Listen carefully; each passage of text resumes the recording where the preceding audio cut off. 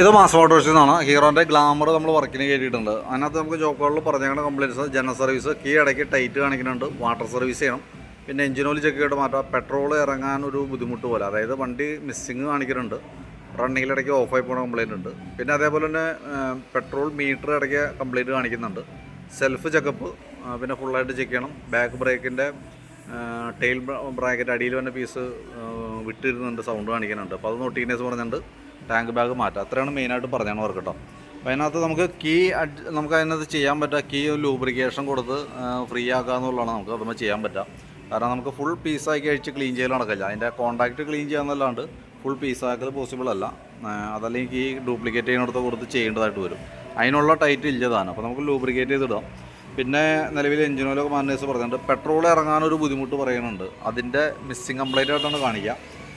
അത് മെയിനായിട്ടുള്ള പ്രോബ്ലം എന്ന് വെച്ചാൽ ഇപ്പോഴത്തെ പെട്രോളിൻ്റെ ഒരു കംപ്ലയിൻ്റാണ്. E20 എന്ന് പറയുന്ന പെട്രോളാണ് ഇപ്പോൾ കോമൺ ആയിട്ട് നമ്മൾ ഉപയോഗിക്കാം. അത് ഓൾറെഡി കാർബേറ്ററിൻ്റെ അടിഭാഗത്ത് കിടന്നിട്ട് വണ്ടി ഇപ്പോൾ ഉപയോഗിക്കാണ്ട് കുറച്ചാൾ എനിക്ക് തോന്നുന്നു കയറ്റി വെച്ചാണ്. അവിടെ ഇതൊക്കെ ഈ അലുമിനിയം തന്നെ പുറമെയുള്ള അലുമിനിയം തന്നെ ഈ അവസ്ഥയിലാണ്. അപ്പോൾ കാർബേറ്റർ അഴിച്ചാറുള്ള സിറ്റുവേഷൻ എന്ന് പറഞ്ഞാൽ അതിൻ്റെ ഉള്ളിലൊക്കെ ദ്രവിച്ചൊരവസ്ഥയിലായിരിക്കും ഇരിക്കുക. ഞാൻ വണ്ടി ഓടിച്ച് നോക്കുമ്പോൾ മിസ്സിങ് നിലവിലുണ്ട്. അപ്പോൾ അങ്ങനെ വന്നു കഴിഞ്ഞാൽ സാധാരണ നമ്മൾ ചെയ്യേണ്ടി വരാമെന്ന് പറഞ്ഞാൽ കാർബേറ്റർ അഴിച്ച് ക്ലീൻ ചെയ്ത് റീസെറ്റ് ചെയ്യണം. പക്ഷേ ഇപ്പോഴത്തെ ഒരു സിറ്റുവേഷനിൽ നമ്മൾ കാർബേറ്റർ അഴിച്ച് റീസെറ്റ് ചെയ്താൽ സംഭവിക്കാൻ പോണ സാധ്യത എന്ന് പറഞ്ഞാൽ നമുക്കത് ഈ കാർബേറ്ററിൻ്റെ അടിയിലെ പൈപ്പ് വഴി പെട്രോൾ വെറുതെ പൈപ്പ് തുറന്നിടണ പെട്രോൾ വെള്ളം പോവില്ല, അതേ രീതിയിൽ പെട്രോൾ ഇങ്ങനെ താഴേക്ക് ചാടി പോകാൻ സാധ്യത 90%.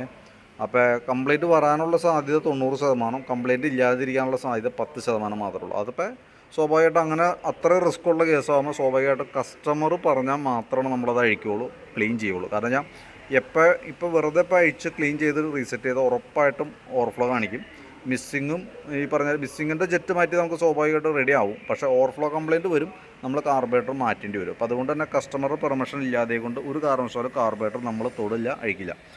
ശരിക്കും ചെയ്യുമ്പോൾ കാർബേറ്റർ അഴിച്ച് ക്ലീൻ ചെയ്ത് ടാങ്ക് കൂടി ക്ലീൻ ചെയ്യേണ്ടതാണ് ഇപ്പോഴത്തെ ഒരു കണ്ടീഷനിൽ കേട്ടോ. അപ്പോൾ അത് എന്തായാലും ചെയ്യണമെന്നുണ്ടെങ്കിൽ നിങ്ങൾ കൃത്യമായിട്ട് പെർമിഷൻ തരാം. അങ്ങനെ നമ്മൾ അഴിച്ച് ക്ലീൻ ചെയ്യാം. ഓവർഫ്ലോ വന്ന കാർബേറ്റർ അസംബ്ലി മാറ്റി പുതിയത് വെക്കാനും തയ്യാറായിരിക്കണം കേട്ടോ. ഏകദേശം 3000 രൂപ അടുത്ത് നമുക്ക് കാർബേറ്റർ ഈ യൂണിറ്റിന് മാത്രം വിലയുണ്ട് കേട്ടോ. അപ്പോൾ അതുകൊണ്ട് നോക്കിയിട്ട് കൃത്യമായിട്ട് പറഞ്ഞാൽ മതി. വണ്ടി ഓടിക്കുന്നതിന് അത്രയ്ക്കും പ്രശ്നമൊന്നും പറയാനില്ല, എന്നാൽ മിസ്സിങ് ഉണ്ട് താനും കേട്ടോ. പിന്നെ നമ്മൾ സർവീസുമായി ബന്ധപ്പെട്ട് ബാക്ക് ബ്രേക്ക് നമ്മൾ ചെക്ക് ചെയ്യാൻ വേണ്ടി അയച്ചിട്ടുണ്ട്. ബ്രേക്ക് ലൈനർ നമുക്ക് അതിൻ്റെ മാക്സിമം ഒരു മില്ലിങ്ങൊക്കെ തിരിച്ചിട്ടാണ് ഉപയോഗിച്ചുകൊണ്ടിരിക്കുന്നത്. മാറ്റേണ്ട ഒരു ടൈമാണ്. ബ്രേക്ക് ലൈനർ മാറ്റി റീസെറ്റ് ചെയ്യാം. പിന്നെ അതേപോലെ തന്നെ വീൽ റബ്ബറൊക്കെ നോക്കി കുഴപ്പമൊന്നുമില്ല. ചെയിൻ സ്പോക്കറ്റ് നമുക്ക് ടൈറ്റ് ചെയ്യാനുണ്ട്. അപ്പോൾ ഈ ഒരു സർവീസ് കൂടി നമുക്ക് ടൈറ്റ് ചെയ്ത് ഉപയോഗിക്കാം. ഏകദേശം അതിൻ്റെ അറ്റത്തേക്ക് എത്തിയിട്ടുണ്ട്, പക്ഷേ ഈ സർവീസ് കൂടി നമുക്ക് ഉപയോഗിക്കാം.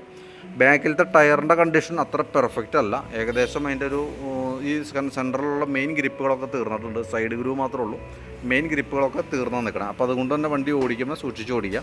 അതല്ലാന്നുണ്ടെങ്കിൽ ടയർ മാറ്റിയിടാം. ടയർ മാറ്റാനായിട്ട് ഉദ്ദേശിക്കുന്നുണ്ടെങ്കിൽ വീഡിയോ കണ്ടതിന് ശേഷം നോക്കിയിട്ട് പറയാം. അപ്പോൾ ഞാൻ അതിൻ്റെ ഒരു എസ്റ്റിമേറ്റൊക്കെ ചോദിച്ച് ഏകദേശം എത്ര വരുമെന്ന് നോക്കിയിട്ട് അതിൻ്റെ എമൗണ്ട് ഞാൻ പറയാം.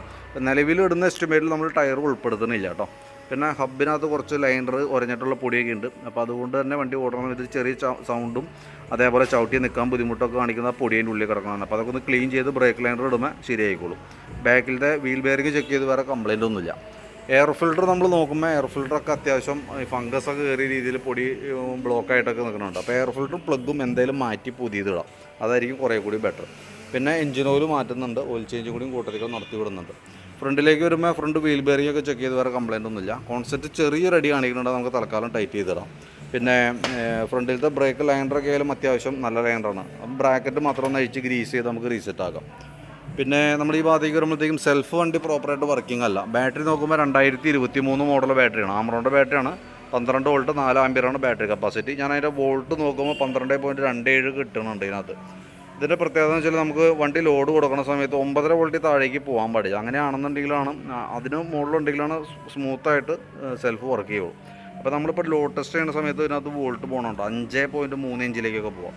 അപ്പോൾ സ്വാഭാവികമായിട്ടും ബാറ്ററിയുടെ ഹെൽത്ത് കണ്ടീഷൻ അത്ര പെർഫെക്റ്റ് അല്ല, ബാറ്ററി കംപ്ലൈൻ്റ് ആണ്. അപ്പോൾ ബാറ്ററി മാറ്റി വെച്ചാലാണ് നമുക്ക് സെൽഫിൻ്റെ കേസ് റെഡിയാക്കാനായിട്ട് പറ്റുള്ളൂ. പിന്നെ ഇഗ്നീഷൻ സ്വിച്ച് ടൈറ്റിൻ്റെ കേസ്, അതായത് ലൂബ്രിക്കേഷൻ കൊടുത്തിട്ട് നമുക്കൊന്ന് റെഡിയാക്കി എടുക്കാം. ഇത്രയാണ് മെയിനായിട്ടുള്ളത്. അപ്പോൾ ഞാൻ അതിൻ്റെ ഒരു ഏകദേശം ഒരു എസ്റ്റിമേറ്റ് ആക്കാം. ഡീറ്റെയിൽസ് വാട്സാപ്പിലിടാം. വീഡിയോ കണ്ടതിന് ശേഷം നോക്കിയിട്ട് റിപ്ലൈ ചെയ്യണം കേട്ടോ. അതിനകത്ത് 2 കാര്യങ്ങൾ കൃത്യമായിട്ട് എടുത്ത് പറയണം. ഒന്ന് കാർബേറ്ററുമായി ബന്ധപ്പെട്ട് എന്തെങ്കിലും ചെയ്യണോ, ആ മിസ്സിങ്ങിന് വേണ്ടിയിട്ട് എന്തെങ്കിലും ചെയ്യണോ എന്നുള്ളത് കൃത്യമായിട്ട് പറയണം. പിന്നെ അതേപോലെ തന്നെ ബാക്കിലത്തെ ടയർ എന്തെങ്കിലും ചെയ്യണമെങ്കിൽ അതിൻ്റെ ഡീറ്റെയിൽസും കൃത്യമായിട്ട് വാട്സാപ്പിൽ തന്നെ ഒന്ന് റിപ്ലൈ ചെയ്യണം കേട്ടോ. അതനുസരിച്ച് നമുക്ക് ചെയ്യാം. ഇപ്പം അല്ലാതെ നമ്മൾ ഉൾപ്പെടുത്തി ഏകദേശം ഒരു എസ്റ്റിമേറ്റ് ആക്കാം. ബാറ്ററി അടക്കം ഉൾപ്പെടുത്തിയിട്ട് അതിൻ്റെ ഒരു എസ്റ്റിമേറ്റ് ഞാൻ വാട്സാപ്പിലിടാം. അപ്പോൾ വീഡിയോ കാണാം, കണ്ടതിന് ശേഷം എസ്റ്റിമേറ്റൊക്കെ നോക്കാം, അതിന് ശേഷം റിപ്ലൈ ചെയ്യാം. ഓക്കെ. ഇനി ഞാനിപ്പോൾ ഈ പറഞ്ഞേക്കണതിൽ എന്തെങ്കിലും കൺഫ്യൂഷൻ ഉണ്ടെങ്കിൽ നോക്കിയിട്ട് നേരിട്ട് വിളിക്കാം. നാളെ വിളിച്ചാൽ മതി. നാളെ ഒരു 9 മണിക്കും 6 മണിക്കും ഇടയിൽ വിളിക്കുകയാണെങ്കിൽ കൃത്യമായിട്ട് അതിൻ്റെ ഡീറ്റെയിൽസ് നമ്മൾ പറഞ്ഞ് മനസ്സിലാക്കി തരാം. ഓക്കെ. ഇനി അതല്ലാന്നുണ്ടെങ്കിൽ മാക്സിമം ഞാൻ വീഡിയോയിലെല്ലാം ഉൾപ്പെടുത്തിയിട്ടുണ്ട്. ഇനി അതല്ലാന്നുണ്ടെങ്കിൽ വാട്സാപ്പിൽ തന്നെ റിപ്ലൈ ഇട്ടോളൂ, വർക്ക് നമ്മൾ കണ്ടിന്യൂ ചെയ്തോളാം. ഓക്കെ.